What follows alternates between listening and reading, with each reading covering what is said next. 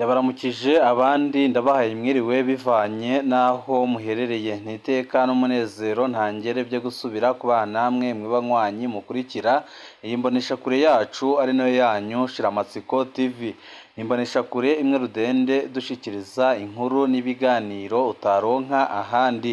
Uyu ni umwanya w'amakuru agezwe ko ari kuvugwa ngaha mu gihugu cy'u Burundi, aho ino mbonesha kure yacu ari nayo yanyu Shiramatsiko TV ibategurira amakuru ahambaye cyane abari kuvugwa mu bisata bitandukanye, aho twibanda cyane cyane ku makuru abari kuvugwa ku gateka kazina muntu, abari kuvugwa mu butungane, abari kuvugwa mu cibano, abari kuvugwa ku mbuga ngurukana bumenyi ndetse n'andi yose mutamenye mwaranyegejwe turatohoza amaze tukabashikiriza ido nido.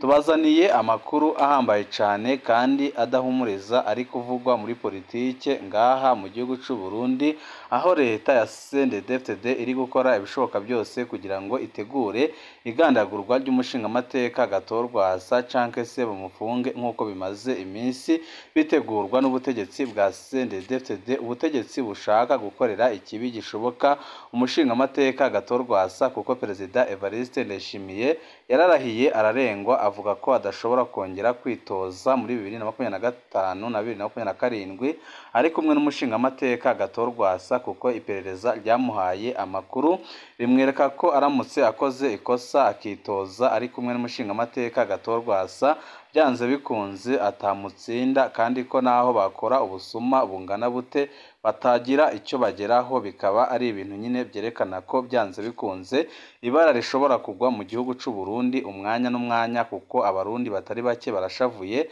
baravuga ko bagomba gukora ibishoboka byose bakihora igihe Perezida Evariste Ndayishimiye n'abamuyoboka bakoze ikosa rikomeye cyane ryo gufata umushinga amateka Agatho Rwasa bakamufunga canke se bakamwica nk'uko biriko birategurwa n'ubutegetsi bwa CNDD-FDD. Benshi bakabona ko izira ya demokarasi ngaha mu gihugu cy'u Burundi CNDD-FDD yamaze kuyifuta, kandi bikaboneka neza ko Perezida Evariste Ndayishimiye nabo bafatikanije kurongora igihugu cy'u Burundi ataho bashobora gushikana igihugu cy'u Burundi, kuko biraboneka neza ko bamaze kukica ku rugero rutarigera rubaho. Benshi mu Barundi akaba ariyo mpamvu bavuga ko igihe kigeze kugira ngo bikureho Perezida Evariste Ndayishimiye, kuko aramaze guhemukira abarundi ku rugero ruhambaye cyane kandi ruteye ubwoba.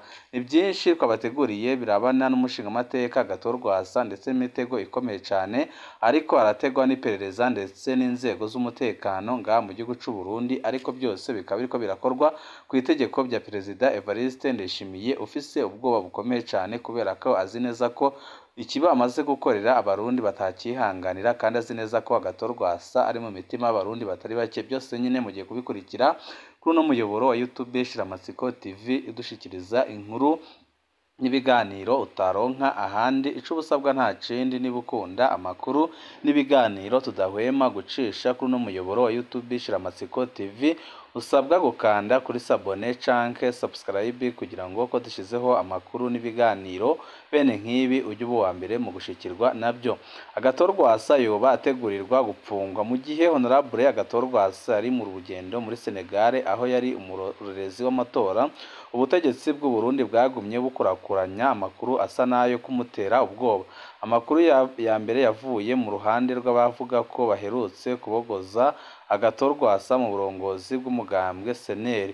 Iri shami rya Nestor rigira uko ishaka rivuga ko ririko riregeranya urutonde rw'ibintu byose bibuze mu ngoro za seneri kuva mu gihugu hagati kugera ku ngoro yo ku rwego rw'igihugu, hanyuma bace babishikiriza inzego zibijejwe. Hano huyumvikana ko Nestor rigira uko ishaka ategura kwitwarira Agatho Rwasa ko yibye ibikoresho by'umugambwe. Aho ni mu gihe Agatho Rwasa we yemeza ko ari we kugeza ubu aramuswa umugambwe seneri, kuko ikoraniro ryabaye ridakurikije amategeko kandi ko ryatunganijwe n'umugambwe uri ku butegetsi, mu gihe bizwi neza ko ikoraniro kaminuza ry'umugambwe seneri rifise abagomba kuritunganya, kandi umushinga amateka Agatho Rwasa akaba yarabisabye kuva kera ko yatunganya ikoraniro kaminuza ariko ubushikiranganji bw'intwaro hagati bukabyanga, ariko byose nyine byarabonetse neza ko intumbero atayindi bari bafise uretse kushambura seneri kandi bagakuraho umushingamateka Agatho Rwasa kuko bazi neza ko Perezida Evariste Ndayishimiye atamutsinda mu matora yimirije mu mwaka wa 2027 na 2025 kubera ingorane zikomeye cyane Perezida Evariste Ndayishimiye n'umugambwe wiwe bamaze guta mu Barundi.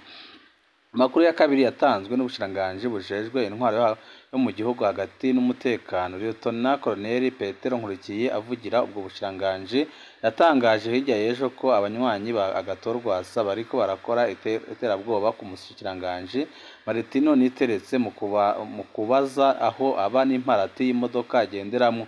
Uwo munsi nyine mu gatondo Martin Niteretse ubwiwe yari yarungikiye Agatho Rwasa ubutumwa buri WhatsApp asa n'umutera ubwoba. Ubwo bushikiranganji buragabisha Rwasa n'abanywanyi biwe ku nkurikizi z'ibyo bintu naho bikuboneka ko ubutegetsi bugabisha ko bushobora gupfunga Agatho Rwasa kandi bikaboneka neza ko bafise ubwoba bukomeye cyane kubera ko Agatho Rwasa si umuntu woroshe, ni umuntu ahambaye cyane kandi ukunzwe n'abarundi batari bakeya. Abandi bakurikirana babona ko ubutegetsi bwifuza ko Honorable Agatho Rwasa yota agahunga. Ibyo bikura ku ngene igihe Rwasa aba ari hanze y'igihugu ubutegetsi bukunze gukora ibintu biteye ubwoba ku buryo yoshobora gusaba gusha ucoba akagumayo. Iyo ndoto y'ubutegetsi bwa CFD kugeza ubu ntirakunda. Nk'uko yaraye abikoze Agatho Rwasa yamasubira akagaruka mu gihugu kandi ataco yinona, ibyo abarundi batari bake babashigikiye kandi babakunze. Ibintu byifashe gutya mu gihe Perezida Ndayishimiye yoba yararahiye ko adashobora kuzosubira guhiganwa na Agatho Rwasa. Raporo z'iperereza zoba zimubwira ko iryo higanwa ribaye ritomworohera na gatoya.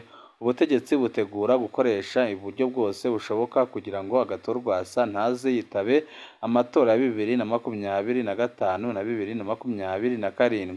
Honorable ku ifoto ni Agatho Rwasa ageze mu rugo iwe ejo haheze ku igenekerezo rya 28 ukwezi kwa gatatu 2024 mu gihe yari atahutse avuye muri Senegal. Ibyababaje abadede batari bake bari bazi neza ko ibikorwa bariko birakora bimutera ubwoba bigatuma adashobora kugaruka mu gihugu c'u Burundi, aho bari biteze ko ashobora guhita ahunga, ariko nawe kubera ko akunda igihugu kandi kubera ko ashaka kurwanira agateka k'abarundi akaba yaremeye gushira ubuzima bwe mu kaga akagaruka mu gihugu kugira ngo aze ahangane na Perezida Evariste Ndayishimiye uri kubimucisha mu bihe bitoroshe. Ibi biriko biraba mu gihe mu gihugu hose abegereye canke se abanywanyi ba Agatho Rwasa bariko barahura n'ingorane zikomeye cane kubera ubutegetsi bubi bwa CNDD-FDD. Yarabogojwe mu mabanga ahowe ko ari umwishwa wa Agatho Rwasa. Musitanteri wa komine Kiremba mu ntara ya Ngozi Emmanuel Uwizeyimana aherutse kubogoza umupfasoni Claudine Nizigiyimana mu mabanga yo kurongora umutumba wa Gisuku. Ibyo tubisanga mu ngingo ya nomero 014/2024 yo munsi ya musitanteri. Iyo ngingo ntivuga ikosa na rimwe rya Claudine Nizigiyimana. Iyo ngingo ivuga gusa ko ico cyumviro catanzwe na musitanteri cica cunganirwa n'abajenama ba komine. Umupfasoni Claudine Nizigiyimana ni umwishwa wa Honorable Agatho Rwasa. Umutumba wa Gisuka yahora arongoye nawo uhana urubibi n'uwitwa Ciri Agatho Rwasa avukako. Claudine Nizigiyimana yabogojwe iminsi 4 gusa inyuma y'ikoraniro kaminuza ry'akarwi k'abaseneri bavuga ko bakomboye Agatho Rwasa. Iryo shami rya seneri rikaba rishigikiwe n'ubutegetsi bwa CNDD-FDD. Amakuru dukura Ingozi akavuga ko uyu mukenyezi atakindi yasize kiretse kuba ari inshuti ya Agatho Rwasa. Ibiteye ubwoba kandi bibabaje byerekana ko mu gihugu c'u Burundi ingorane zikomeye cyane kandi byerekana neza ko abarundi bari mu mwiheburo ukomeye cyane kubera ubutegetsi bubi baboheye amaboko imugongo. Agatho Rwasa n'abamuyoboka bariko barazira iki? Biherutse gushikira Agatho Rwasa n'abo arongoye muri seneri ni umugambi wari umaze igihe utegurwa. Amasoko yacu aremeza ko hari abanyapolitike benshi bari bamaze amezi babizi ko Agatho Rwasa ategerezwa kwakwa umugambwe seneri. bamwe icabatangaje ni impamvu umugambi wanyarukijwe kurusha uko byari byiteguwe imbere, kuko umugambi wa mbere woba wavuga ko ari ukurindira ikiringo ca Agatho Rwasa kikarangira maze seneri igasigara itagira uburongozi. Wa mbere akoze ikoraniro akaca yemerwa na leta. Amasoko yacu yemeza ko ibiherutse gushikira byategetswe na Perezida Ndayishimiye kubera ubwoba. Amasoko yacu yemeza kandi ko hari imigambwe yindi ibangamiwe kubera yakekwa ko yohava yakira Agatho Rwasa mu matora yimirije. Ayo masoko aremeza kandi ko ingingo zerekeye Agatho Rwasa zigiye kubandanya zongerezwa kugira bamubuze isanganirizo muri politike. Ubwoba bwa Evariste Ndayishimiye. Amasoko yacu yemeza ko Perezida Ndayishimiye yoba yararonse raporo y'iperereza imubwira ko hamwe yohirahira agasubira guhiganwa na Agatho Rwasa mu kibanza c'umukuru w'igihugu atokwatsa na gatoya. Iyo raporo y'iperereza yoba yeretse Perezida Ndayishimiye imyidogo iri mu Barundi imwereka ko umugambwe wiwe usigaye urimwo uturwi twinshi tubabaye. Abayoboke ba Nkurunziza bo kwa Bunyoni icabwenge ataho zihagaze ariko ziterekwa ingene Ndayishimiye ariko aratwara kuri abo bose biyongera ko abanywanyi b'imigambwe n'amashirahamwe bitaca emerewe gukorera ku butaka bw'u Burundi. Imiryango y'abahunze, imiryango y'ababuze ababo kubera ubutegetsi bubi, indiri z'abarundi zugarijwe n'ubukene be n'umwiheburo ko ubutegetsi bwa Ndayishimiye atacu bugishoboye kukiza mu magorwa y'abarundi. Iyi raporo yoba yarangije ivuga ko naho ubutegetsi bwongereza kwiba amajwi nk'uko bwahora bubikora bwongerwa ku buryo Agatho Rwasa yategerezwa gutsinda. Ibyo nibyo byoba byarateye ubwoba Perezida Ndayishimiye kugeza aho acatanga itegeko ryo kwihutisha umugambi wo kwaka seneri Agatho Rwasa. Perezida Ndayishimiye yoba ari nawe yatanze itegeko ko Nestor Girukishaka ariwe ategerezwa kurongora seneri. Ingingo yoba itanezereje abaherutse gukura Agatho Rwasa. Nestor Girukishaka asanzwe avuka hafi y'abahava Evariste Ndayishimiye. Hari imigambi iriko iraterwa ubwoba ngo ntihagire Agatho Rwasa hari imigambwe iriko iraterwa ubwoba ngo ntihagire uwakira Agatho Rwasa n'abanywanyi biwe. Perezida Ndayishimiye arafise ubundi bwoba ko muri 2025 no muri 2027 hohava havuka urunani rw'abanyepolitike rukakira Agatho Rwasa n'abanywanyi biwe. Hani naho Ndayishimiye atinya ko hari umugambwe wohava wemera kwakira Agatho Rwasa n'abanywanyi biwe. Umwe mu migambwe icunzwe cane ni Sawanya Frodebo, aho ubutegetsi bukaba butewe amakenga n'imigenderanire bukeka hagati ya Agatho Rwasa na Leonce Ngendakumana, cane cane inyuma y'ikete ryandikiwe abakuru b'ibihugu by'akarere risaba iyubahirizwa ry'amasezerano ya Arusha. Undi mugambwe ucunzwe ijisho n'iperereza ni Kotebo wahoze witwa Frodebo nyakuri iragi ryandadaye. Amasoko yacu aravuga ko abakuru b'iyo migambwe baba bamaze kuronka agasopo ko botohirahira ngo bakorane na Agatho Rwasa n'abanywanyi biwe. Kubuza isanganirizo Agatho Rwasa. Amasoko yacu aravuga ko intambara ikomeye igiye kubera mu itegeko rigenga amatora. Muri iryo tegeko ubutegetsi bwa Ndayishimiye buzoshimangira ingingo zibuza Agatho Rwasa kwitoza nk'uwigenga, aho bisanzwe bivuzwe ko witoza nk'uwigenga ategerezwa kuba amaze imyaka 2 avuye mu burongozi bw'umugambwe. Mu bijanye n'amatora y'abashingamateka uwigenga atorwa ari uko akwije 40% by'amajwi yaho yitoreje. Amasoko yacu avuga ko hagiye kongerwamwo ingingo zivuga ko witoje ku izina ry'umugambwe mushasha ategerezwa kuba amaze imyaka 2 yaravuye mu burongozi bw'umurundi mugambwe. Ibyo byose bikazokorwa kugira Agatho Rwasa ntaronke uwundi mugambwe umutanga nk'umukandida.